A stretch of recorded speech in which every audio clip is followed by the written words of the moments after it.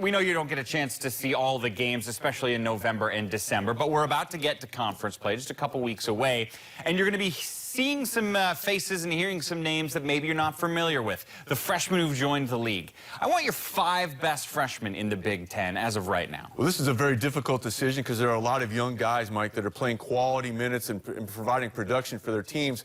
But we'll start at number 5 with a guy that played tonight versus Jacksonville State. Didn't have a big offensive game, but Kevin Huerter is someone that I really like at Maryland because of his ability to impact the game on both ends of the floor. An outstanding passer, and defensively, if you hearken back to the Gavitt games, he had the big block to seal that win versus Georgetown. He can shoot the ball. He didn't necessarily have the opportunity to show that tonight. Very savvy passer. Defensively underrated, can guard multiple positions, had a number of steals tonight. So Kevin Huerter, along with Anthony Cowan and Justin Jackson, a reason for optimism in College Park, but I just like the versatility of Huerter for the Terrapins. Yeah, you mentioned the fact that he's not the best scorer, averages about 7 a game. That's 3rd best on his team amongst freshmen, but the fact that he's so well-rounded is why he makes your list. Next up, you're turning to Iowa. How come?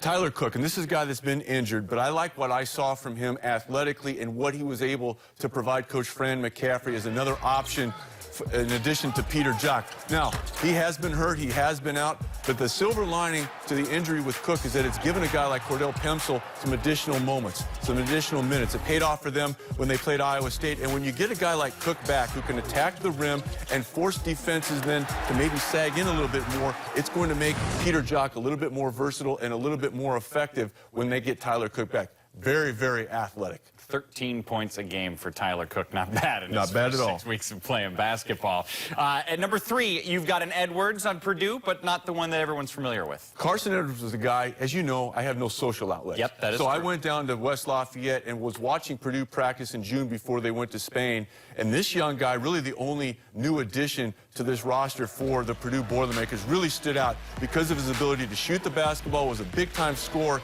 at the high school level, but he's fearless. He attacks the rim, is a solid ball handler, underrated defender, and I just like what he brings to this team. With the addition of a guy like Edwards, it allows now Coach Matt Painter to put a number of shooters on the floor at any period of time. He can put out there Carson Edwards, Vincent Edwards, who's gone to the bench now, in addition to having Carson Edwards starting. You could put Dakota Mathias, so they can go 4 out and 1 in, but Carson Edwards has really stood out to me because of his ability to get to the rim and complete, as well as stretch teams out from behind the arc. One of the huge stories early on in this Big Ten season has been that Minnesota is 10-1 on the year, and they got a freshman leading their way. Getting Amir Coffey was big for Coach Richard Pitino for a number of reasons. Certainly what he brings in terms of production. He's the leading scorer for this much improved Golden Gopher squad, but also, Mike, it was really important to keep Amir Coffey in state. He was Mr. Basketball in the state of Minnesota.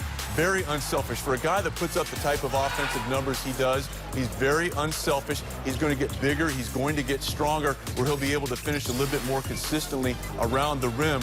But his athleticism allows Minnesota to play the way I think they've wanted to play over the last couple of years. They can extend things defensively and allows, much like we've seen with Maryland, now they can move Nate Mason off the ball for periods of time and let Coffey handle it, giving them a little bit more versatility offensively. He's one of the big reasons why Minnesota has already surpassed their win total from all of last year.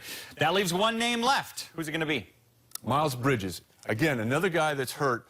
But what Miles Bridges brings the Michigan State Spartans is a level of athleticism that is even outstanding for them. And they've had some great athletes during Coach Tom Izzo's tenure. He runs the floor well, very unselfish. At any time, you can expect him to get to the rim and complete. Now, much like we saw with Tyler Cook, his injury has also had a silver lining for the Michigan State Spartans, as it has allowed another freshman in East Lansing, Nick Ward, to get more minutes. He's shooting 60% from the floor, 12 points, 6 rebounds per outing. And when Michigan State gets Miles Bridges back, they can kind of go with a little bit more inside punch. You can go inside, you can post up Miles Bridges, and you can also post up Nick Ward, which is going to make players like Aaron Harris that much more effective. Again, if you look at what he's done and Michigan State's done, it's not the best record overall, but it's a young team, it's a new team, and they played some really good competition. Everyone but the Warriors, apparently.